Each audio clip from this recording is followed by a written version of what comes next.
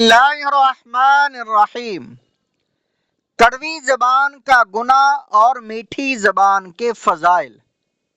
سیدنا عقبہ بن عامر رضی اللہ تعالی عنہ سے روایت ہے، انہوں نے کہا میں نے رسول اللہ صلی اللہ علیہ وآلہ وسلم سے ملاقات کی اور عرض کیا نجات کیا ہے؟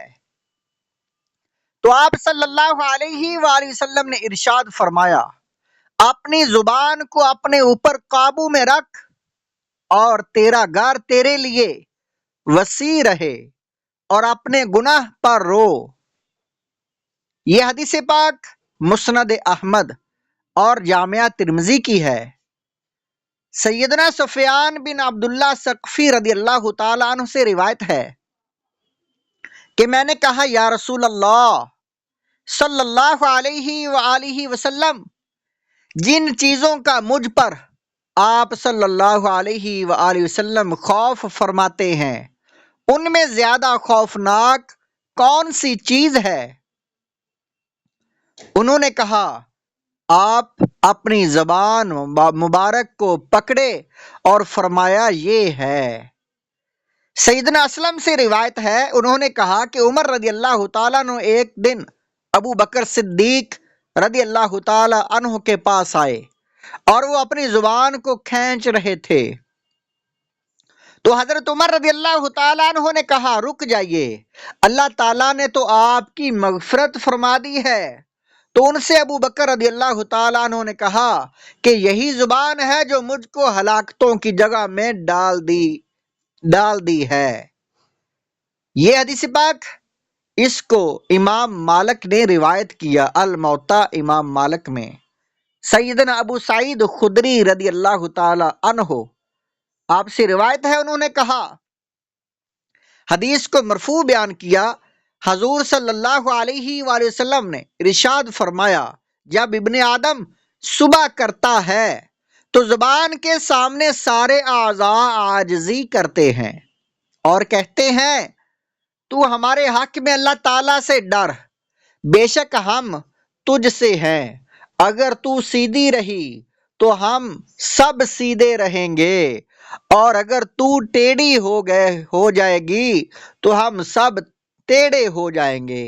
یہ حدیث پاک اس کو امام ترمذی نے روایت کیا۔ سیدنا عبداللہ بن عمر رضی اللہ تعالی عنہما سے روایت ہے، انہوں نے کہا کہ رسول اللہ صلی اللہ علیہ وآلہ وسلم نے فرمایا جو آدمی خاموش رہا وہ نجات پایا اس نے۔ یہ حدیث پاک مسند احمد، ترمذی، دارمی اور بہقی شریف شعب الایمان میں یہ حدیث موجود ہے۔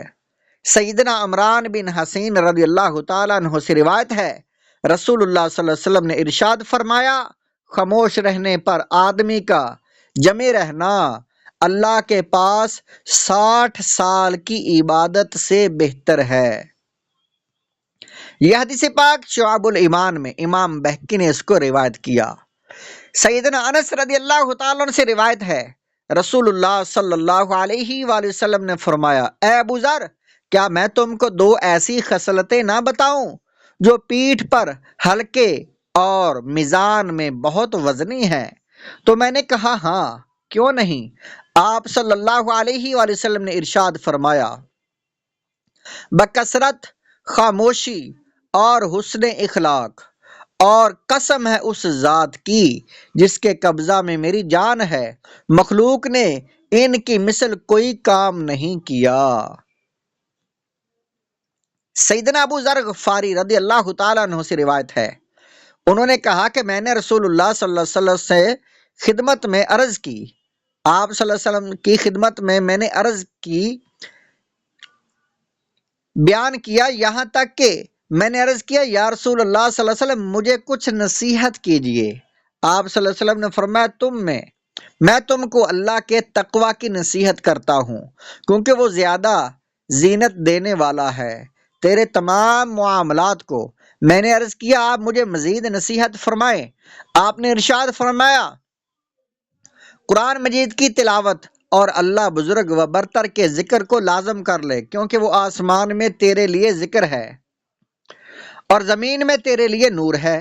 میں نے عرض کی میرے لیے اس پر اضافہ کیجئے، تو حضور علیہ الصلوۃ والسلام آپ نے فرمایا طویل خاموشی کو لازم کر لے، کیونکہ وہ شیطان کو بھگانے کا ذریعہ ہے اور دین کے معاملہ میں تیرے لیے مدد ہے۔ میں نے عرض کیا اور اضافہ فرمائیے، تو آپ صلی اللہ علیہ وسلم نے ارشاد فرمایا تم زیادہ ہنسی سے بچو، کیونکہ وہ دل کو مردہ کر دیتی ہے اور تیرے چہرے کے نور کو دور کر دیتی ہے۔ میں نے عرض کیا میرے لیے اس پر اور اضافہ فرمائیے، تو آپ صلی اللہ علیہ وآلہ وسلم نے ارشاد فرمایا تم حق بات بولو اگرچہ کہ وہ کڑوی ہو۔ میں نے عرض کیا میرے لیے اس پر اور اضافہ فرمائیں۔ آپ صلی اللہ علیہ وسلم نے فرمایا اللہ کے بارے میں کسی ملامت کرنے والے کی ملامت سے مت ڈرو۔ میں نے عرض کیا آپ میرے لیے اس میں اور اضافہ فرمائیں۔ آپ نے فرمایا تیرے عیوب جس کو تو جانتا ہے لوگوں کی برائیاں سے روک دیں۔ یہ حدیث پاک امام بہقی نے اس کو شعب الایمان میں روایت کیا۔